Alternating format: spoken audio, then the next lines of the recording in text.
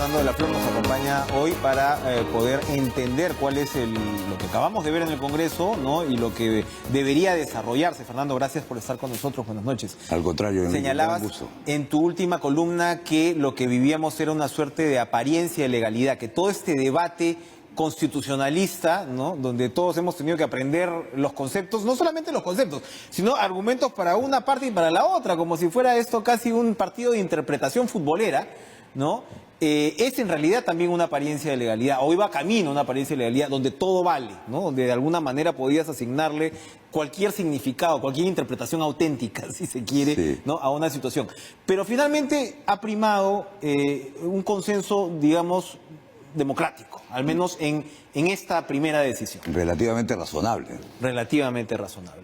Lo que nos espera de aquí en adelante es un debate hacia la reforma política que tenga cumplimiento de esto que se ha votado, o pueden abrirse otros caminos. Ayer, por ejemplo, anoche Juan Cheput decía, oye, no, ya se le ha dado la confianza al Ejecutivo y esto de la confianza diferida ya lo tiene pues que dejar. Ahora pues te tienes que de alguna manera sentarte a negociar y aceptar lo que pueda venir, siempre con la buena fe del caso, ¿no? Confiemos que en efecto lo que queda por hacer esté gobernado por la racionalidad y la sensatez. Lo que menos requiere el país en estos momentos es el maltrato y la extenuación que tiene la ciudadanía frente a una clase política absolutamente desvinculada de lo que es un clamor nacional y que se expresó de manera contundente en el resultado del referéndum que tuvimos en diciembre pasado. Yo confío que en efecto la representación parlamentaria honre la palabra expresada en el voto contundente de la aceptación de la confianza planteada por el Poder Ejecutivo y por consiguiente abone a una reforma política que satisfaga las exigencias que se han planteado sin necesariamente por eso aceptar al pie de la letra todos los planteamientos o las propuestas que ha hecho el Ejecutivo, porque de la presentación del Premier Salvador en el Parlamento quedó claro que hay lo que ellos consideran como gobierno un mínimo de esencia que no debe desnaturalizarse, pero con una muy clara invitación al debate y al ejercicio democrático que es cuna del Congreso. ¿Cuál es tu interpretación de esta doble, digamos, de esta doble vía que tienes, que por un lado quedó claro que el presidente tiene la atribución de presentar una reforma constitucional y por lo tanto presentar una cuestión de confianza a nombre de una reforma constitucional? Sí. Porque si no me equivoco, la cuestión de confianza no está limitada. Así es. Entonces, si hay una atribución presidencial, digamos que las dos se juntan. Sí. Pero que por el otro lado el presidente no puede observar una reforma constitucional ya culminada por el Congreso, a diferencia de otras leyes ordinarias. Así es. ¿Cómo se resuelve esa suerte de callejón de Bueno, está resuelta en la propia Constitución. O sea, la Constitución establece, y de hecho la sentencia del Tribunal Constitucional que se emitió a propósito del cuestionamiento a la famosa ley o al reglamento interno, establece claramente que la cuestión de confianza reconocida en la Constitución como facultad presidencial no tiene restricciones, no tiene límites. Puede plantearse respecto de cualquier iniciativa que el Poder Ejecutivo, en la persona del presidente que delega en su presidente del gabinete, puede plantear ante el Congreso e invocar, cosa que ha hecho respecto de la reforma política. Sin embargo, la propia Constitución establece que, a pesar de tener el presidente también iniciativa respecto de reformas constitucionales, lo que no puede es observar aquella que el Congreso haya sancionado. Está dicho en la Constitución y no veo... No hay contradicción ahí. No, en lo absoluto. Y a la hora que el Congreso le ha aceptado la cuestión de confianza, le ha aceptado en los términos que el Ejecutivo le ha planteado. Ahí va, bien. Bueno, el Ejecutivo, hay que resumir la cuestión de confianza en lo que el Premier Salvador del Solar hizo ante el Pleno del Congreso. En su discurso de media hora que está redactado. Exactamente. Y tenemos acceso a él por internet. Ese es el pedido de confianza. Lo de la carta... Sí, la carta... La carta es una protesta política, fue un gesto, pero es lo que planteó ante el Pleno del Congreso con ocasión de la legislatura que se convocó, de la sesión que se convocó. Y ahí el premier de Solar fue claro en el sentido de planteamos estas 6 iniciativas que tienen una esencia. Lo que invocamos al Congreso y hacemos cuestión de confianza respecto de cada uno de los planteamientos es que esa esencia no se desnaturalice. El Congreso obviamente tiene la amplia facultad de debatir, cuestionar, replantear. Lo que no se quiere es que afecte la esencia del planteamiento que ha hecho el Poder Ejecutivo. Y esto tiene que ver con la famosa pregunta del referéndum. Ustedes se acordarán cuando en diciembre el planteamiento del Poder Ejecutivo fue presentarle al pueblo la opción de bicameralidad, sí o no. Esa era toda la pregunta. Sin embargo, en el Parlamento se introdujo una distorsión.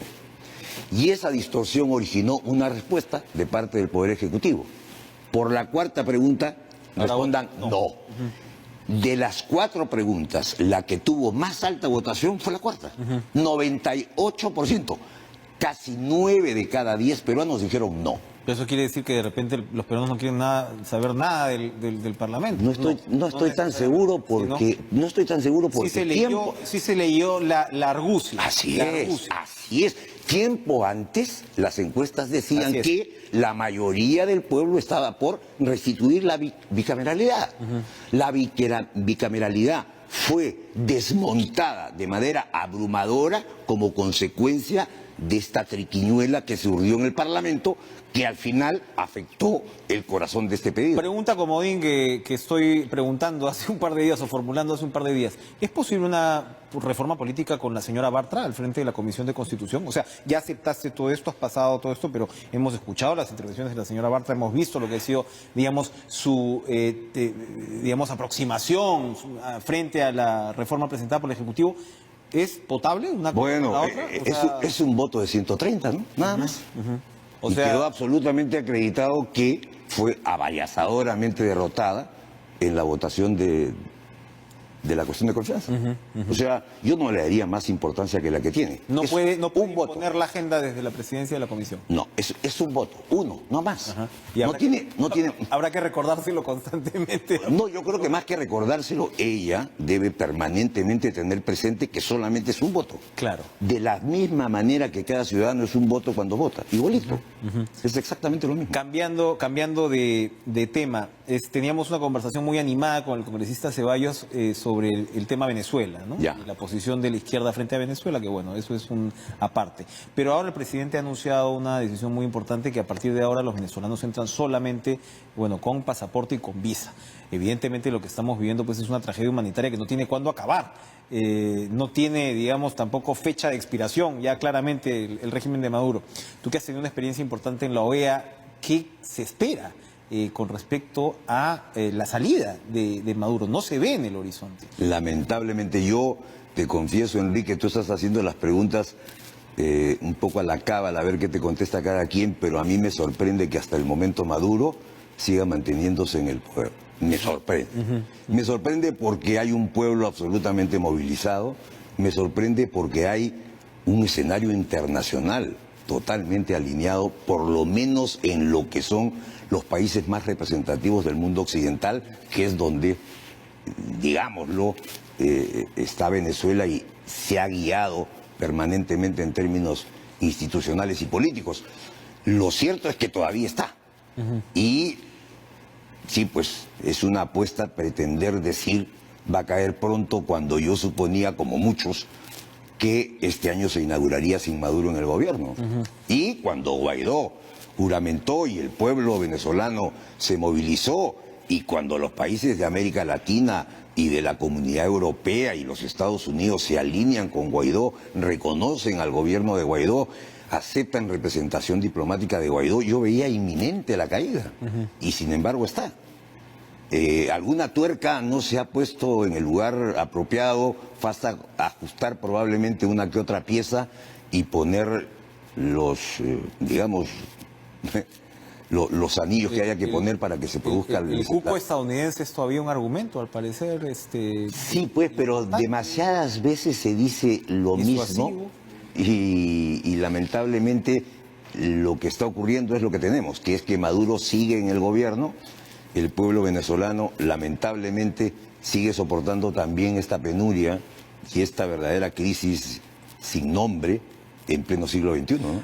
Leía una crónica muy reciente de un periodista muy bueno estadounidense que se llama John Lee Anderson, que no es exactamente pro-Trump, ni mucho menos, sobre el terreno en Caracas, habla con todos los actores y narra sus encuentros con Guaidó. Él tiene al lado un astrónomo, un astrólogo, estos que te leen. Guaidó. Ya. Bueno, como los ha tenido hasta Fujimori en su momento, ¿no? La famosa bruja de Lima. Exacto, ahí estás, ¿no? Pero me sorprendió, ¿no?, encontrar, y muy emplazada, a una persona muy cercana. Entonces, claro, de todas maneras ahí ve que la oposición sigue estando bien desarmadita, ¿no? En Venezuela, lamentablemente no se ha construido una coherencia política ya de muchos años atrás, ¿no? Pero, Enrique, cuando Guaidó surge, un hombre de 35 años, sin antecedentes, sin trayectoria objetable, lleno de juventud, de vigor, de potencia, y un pueblo que se alinea detrás de él, y lo más importante, una comunidad internacional totalmente movilizada. Y no se Es dio. que yo me quedé, yo no sé, pero me quedé impresionado el nivel de adhesiones. Sí, claro. Y la importancia de los países que... No, declararlo como presidente, o sea... reconocerlo es como absolutamente presidente. inusual, O sea, ¿no? increíble. Y a pesar de eso, sin embargo, no cae Maduro. Bueno, Ese parte de una entre reflexión y curiosidad político-intelectual que habrá que trabajar con mucho cuidado y con mucha objetividad para explicar esto. Te pido precisamente que regresemos para terminar la entrevista porque tenemos un enlace con Wilmer Dios, gobernador regional de Tumbes, porque el Perú, como conversábamos ahora mismo con Fernando de la Flor, exigirá pasaporte y visa a venezolanos desde el 15 de junio. ¿No? Y el flujo migratorio que hemos visto en estos días ha sido también particularmente significativo. ¿Qué nos puede comentar, gobernador, de la decisión del presidente o la decisión del gobierno anunciada hoy de un lado y de lo que se ha estado viviendo pues en la frontera norte? Buenas noches, gracias por esta llamada. Sí, buenas noches, muchas gracias por este enlace. Sí, bueno, yo creo que la decisión del presidente o del gobierno con la medida del pasaporte y visa va a ayudar a restringir en su debido momento. Sin embargo, aquí en la frontera con Tumbes y el CEBAF vamos a tener más bien un incremento más por lo que la gente migrante que está en Ecuador, que está en Colombia, van a tratar de llegar a nuestra frontera para lograr antes del 15 poder tener un acceso. Esto a nosotros estamos calculando y es por eso que yo he convocado para el día de mañana 2:30 de la tarde una reunión en el CEBAF, en la zona de frontera, con todas las instituciones que están apoyando en esta tarea, de manera tal que tener una contingencia, porque estamos convencidos que definitivamente va a haber un incremento. Si nosotros actualmente tenemos entre 1.900 y 2.000 personas en promedio que ingresan diariamente por el CEBAF a territorio peruano por Tumbes, definitivamente que en los próximos días vamos a tener un incremento mucho más grande. Entonces, por lo tanto, si bien es cierto, esta es una medida que a posterior no puede ayudar mucho, pero en estos momentos no. Por lo tanto, yo creo que sí vamos a necesitar el apoyo e implementar algunas otras medidas que permita atender a esa población migratoria. Qué complejo. Gracias, gobernador Wilmer Dios, por atendernos. Fernando de la Flor, ¿es acertada la decisión del gobierno? Bueno, estamos hablando de 2.000 personas al día. La última cifra oficial era como de 735.000. Vamos a pasar el millón facilito, ¿no? Seguramente de aquí al 15 de junio. ¿Era lo que tocaba hacer? parecería, ¿no? Parecería que la circunstancia nos ha empujado a una decisión que hubiésemos querido evitar en tanto que el desenlace previsible se hubiese producido, pero lamentablemente no se ha producido y sí, pues hay que tomar medidas frente a una avalancha, a una vorágine de gente que viene con ganas de, obviamente, desarrollar aquello que en su país lamentablemente no puede, ¿no? Y ya se ve pues una cantidad de gente realmente en condiciones terribles. Sí, no, es que increíble. Realmente la crisis y el fenómeno de Venezuela no tiene nombre y debe ser materia de una profunda investigación desde todo punto de vista, sociológico, antropológico, político, emotivo. Efectivamente. ¿No? O sea, es una cosa dantesca, francamente, lo que está ocurriendo y vuelvo a decirlo, no hay necesariamente la salida previsible con una estimación de un plazo razonable, ¿no? Terrible. Muchas gracias, Fernando. Al contrario, Enrique, por un gran gusto. visitarnos esta noche. Vamos a ir a una pausa y regresamos con el congresista Jorge Meléndez de Peruanos por el Cambio.